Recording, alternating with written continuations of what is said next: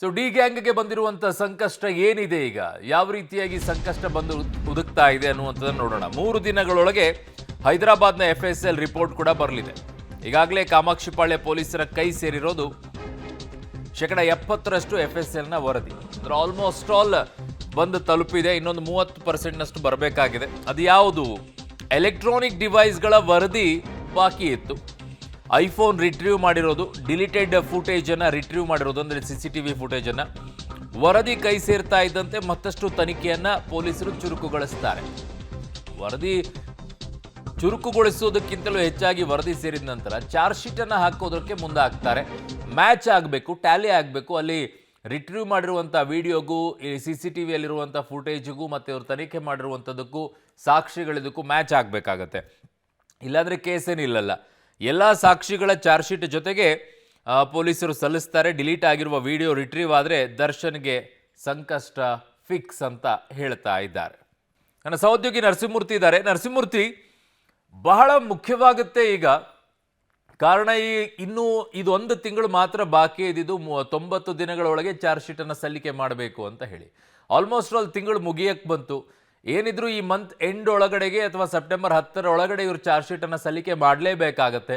ಈ ವರದಿ ಬಂದ ನಂತರ ಏನೆಲ್ಲ ಪ್ರೊಸೀಜರ್ಗಳು ಬಾಕಿ ಉಳ್ಕೊಂಡಿರುತ್ತೆ ಚಾರ್ಜ್ ಶೀಟನ್ನು ಸಲ್ಲಿಕೆ ಮಾಡೋಕ್ಕೆ? ನರಸಿಂಹಮೂರ್ತಿ, ಯಾವ ರೀತಿಯಾಗಿ ಡಿ ಗ್ಯಾಂಗ್ಗೆ ಇದು ಮತ್ತಷ್ಟು ಸಂಕಷ್ಟವನ್ನು ತಂದಿಡುತ್ತೆ?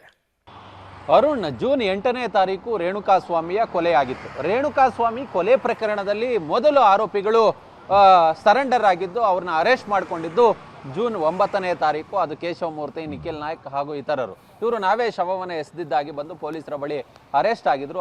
ಆ ಬಳಿಕ ಅಂದರೆ ಜೂನ್ 9ನೇ ತಾರೀಕಿನಿಂದ 3 ತಿಂಗಳ ಕಾಲಾವಧಿ, ಮೊದಲ ಆರೋಪಿಗಳ ಅರೆಸ್ಟ್ ಆದಂತಹ ಅವಧಿಯಿಂದ 3 ತಿಂಗಳ ಒಳಗಾಗಿ ಚಾರ್ಜ್ ಶೀಟನ್ನು ಸಲ್ಲಿಕೆ ಮಾಡಬೇಕು. ಹೀಗಾಗಿ ಮುಂದಿನ ತಿಂಗಳು ಅಂದರೆ ಸೆಪ್ಟೆಂಬರ್ 9ರ ಒಳಗಾಗಿ ಚಾರ್ಜ್ ಶೀಟ್ ಸಲ್ಲಿಕೆಗೆ ಸಮಯಾವಕಾಶವಿದೆ. ಅಷ್ಟರ ಒಳಗಾಗಿ ಚಾರ್ಜ್ ಶೀಟನ್ನು ಸಲ್ಲಿಕೆ ಮಾಡಬೇಕು.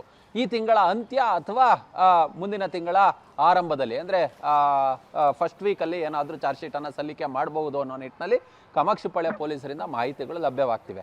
ಪ್ರಮುಖ ವಿಚಾರ ಏನಂತ ಹೇಳಿದ್ರೆ, ಹೈದರಾಬಾದ್ಗೆ ಕಳಿಸಿದ್ದಂತಹ FSLನ ರಿಪೋರ್ಟ್ ಏನಿದೆ ಅದು ಇನ್ನು 3 ದಿನಗಳಲ್ಲಿ ಪೊಲೀಸರ ಕೈ ಸೇರಲಿದೆ ಅನ್ನೋ ಮಾಹಿತಿಗಳು ಲಭ್ಯವಾಗ್ತಿದೆ. ನಿನ್ನೆ ಪೊಲೀಸ್ ಆಯುಕ್ತರ ಬಳಿ ಮಾತನಾಡಿದಂತಹ ಸಂದರ್ಭದಲ್ಲಿ ಹೈದರಾಬಾದ್ FSLಗೆ ನಾವು ಮನವಿಯನ್ನು ಮಾಡ್ಕೊಂಡಿದ್ದೀವಿ. ಒಂದು 3 ದಿನದಲ್ಲಿ ಹೈದರಾಬಾದ್ FSLಗೆ ಕಳಿಸಿರ್ತಕ್ಕಂಥ ರಿಪೋರ್ಟ್ಗಳು ಅವೆಲ್ಲ ಡಿಜಿಟಲ್ ರಿಪೋರ್ಟ್ಗಳು, ಇವರಲ್ಲಿದ್ದರು ಅನ್ನೋದಕ್ಕೆ ಮತ್ತೆ ಒಂದಷ್ಟು ಸಾಂದರ್ಭಿಕ ಸಾಕ್ಷಿಗಳನ್ನು ಸಹ ಕಳಿಸಲಾಗಿತ್ತು. ಅವೆಲ್ಲವೂ ಕೂಡ ಹೈದರಾಬಾದ್ನಿಂದ ಬರಲಿದ್ದಾವೆ. ನಾವು ಕೂಡ ಮನವಿಯನ್ನು ಮಾಡ್ಕೊಂಡಿದ್ದೀವಿ. ಅದು ಬಂದ ನಂತರ ನಾವು ಚಾರ್ಜ್ ಶೀಟನ್ನು ತಯಾರಿ ಮಾಡೋದಕ್ಕೆ ಆರಂಭವನ್ನು ಮಾಡ್ಕೊಳ್ತೀವಿ ಅನ್ನೋ ನಿಟ್ಟಿನಲ್ಲಿ ಹೇಳ್ತಿದ್ರು. ಹೀಗಾಗಿ ಎಲ್ಲ ವಿವಿಧ FSLಗಳು, ಅದು ಬೆಂಗಳೂರಿನ FSL ಇರ್ಬೋದು, ಹೈದರಾಬಾದ್ನ FSL ಇರ್ಬೋದು, CIDಯ ಸೈಬರ್ ಸೆಲ್ಗೆ ಕೊಟ್ಟಿದ್ದಂತಹ ಒಂದಷ್ಟು ರಿಪೋರ್ಟ್ಗಳಿರ್ಬೋದು, ಇವೆಲ್ಲವೂ ಕೂಡ ಸುಮಾರು 100%ನಲ್ಲಿ ಒಂದು 70% ರಿಪೋರ್ಟ್ಗಳು ಈಗಾಗಲೇ ಪೊಲೀಸರ ಕೈ ಸೇರಿವೆ. ಅದನ್ನು ನಾವು ಒಂದು ರೀತಿ ವರ್ಗೀಕರಣ ಮಾಡುವ ಕೆಲಸವನ್ನು ಮಾಡ್ತಿದ್ದೀವಿ. ಹೀಗಾಗಿ ಈ ಸಂಪೂರ್ಣ ವರದಿ ಇನ್ನೊಂದು 30% ಬಾಕಿ ಉಳಿದಿರತಕ್ಕಂತಹ FSLನ ವರದಿ ಕೈ ಸೇರಿದ ಬಳಿಕ ಚಾರ್ಜ್ ಶೀಟನ್ನು ರೆಡಿ ಮಾಡಿ ಅಂತಿಮವಾಗಿ ನ್ಯಾಯಾಲಯಕ್ಕೆ ದೋಷಾರೋಪಣಾ ಪಟ್ಟಿಯನ್ನು ಸಲ್ಲಿಕೆ ಮಾಡ್ತೀವಿ ಅನ್ನೋ ನಿಟ್ಟಿನಲ್ಲಿ ಪೊಲೀಸರಿಂದ ಮಾಹಿತಿಗಳು ಲಭ್ಯವಾಗ್ತಿದೆ. ಅವರು ಓಕೆ, ಈಗ ಬಾಕಿ ಇರುವಂಥದ್ದು ಮೊಬೈಲು ಮತ್ತು CCTVಯ ಡಾಟಾ ರಿಕವರಿ ಆಗಬೇಕಾಗಿರೋದು, ಅವೆರಡು ಮಾತ್ರ ಬಾಕಿ ಇರೋದಾ? ನಿಜ ಅರುಣ್. ಅವತ್ತು ರೇಣುಕಾಸ್ವಾಮಿಯನ್ನು ಕೊಲೆ ಮಾಡಿದಂತಹ RR ನಗರದ ಪಟ್ಟಣಗೆರೆಯ ಶೆಡ್ ಏನಿದೆ, ಆ ಶೆಡ್ನಲ್ಲಿ ಒಂದು CCTV ಇತ್ತು. ಆ CCTVಯಲ್ಲಿ ಇವರ ಹಲ್ಲೆ ನಡೆಸಿರೋದು, ಆ ಬಳಿಕ ರೇಣುಕಾಸ್ವಾಮಿಯನ್ನು ಎಳೆತಂದು ಸೆಕ್ಯೂರಿಟಿ ರೂಮ್ಗೆ ಹಾಕುವ ಒಂದು ವಿಡಿಯೋ ಇತ್ತು.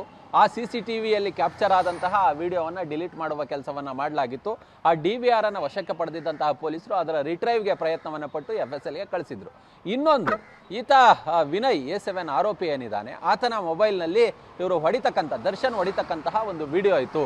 ಒಂದು 3 ಸೆಕೆಂಡ್ಗಳ ವಿಡಿಯೋ. ಅದು ರೇಣುಕಾಸ್ವಾಮಿಯ ಮೇಲೆ ಹಲ್ಲೆ ನಡೆಸಿದಂತಹ ಆ ವಿಡಿಯೋ ಏನಿತ್ತು ಅದನ್ನು ಐಫೋನ್ನಲ್ಲಿ ಡಿಲೀಟ್ ಮಾಡುವ ಕೆಲಸವನ್ನು ಮಾಡಲಾಗಿತ್ತು. ಹೀಗಾಗಿ ಆ ಮೊಬೈಲನ್ನು ಸಹ FSLಗೆ ಕಳಿಸಲಾಗಿದೆ. ಈ 2 ವಿಡಿಯೋಗಳು ಏನಾದರೂ ಪೊಲೀಸರಿಗೆ ಪಾಸಿಟಿವ್ ಆಗಿ ಬಂದಂತಹ ಸಂದರ್ಭದಲ್ಲಿ ಬಹುತೇಕ ಈ ಕೇಸ್ಗೆ ಬೇಕಾದಂತಹ ಮಹತ್ತರ ಎವಿಡೆನ್ಸ್ ಸಿಕ್ಕಂತಾಗುತ್ತೆ. ಹೀಗಾಗಿಯೇ ಹೈದರಾಬಾದ್ ಇವೆರಡನ್ನು ಕಳಿಸುವ ಕೆಲಸವನ್ನು ಮಾಡಲಾಗಿದೆ. ಅದು ಶೀಘ್ರದಲ್ಲೇ ಇನ್ನೊಂದು 3 ದಿನದಲ್ಲಿ ಪೊಲೀಸರ ಕೈ ಸೇರುತ್ತೆ ಅನ್ನೋ ಒಂದು ವಿಶ್ವಾಸವನ್ನು ಪೊಲೀಸ್ ಇಲಾಖೆ ವ್ಯಕ್ತಪಡಿಸ್ತಿದೆ. ಅರುಣ್.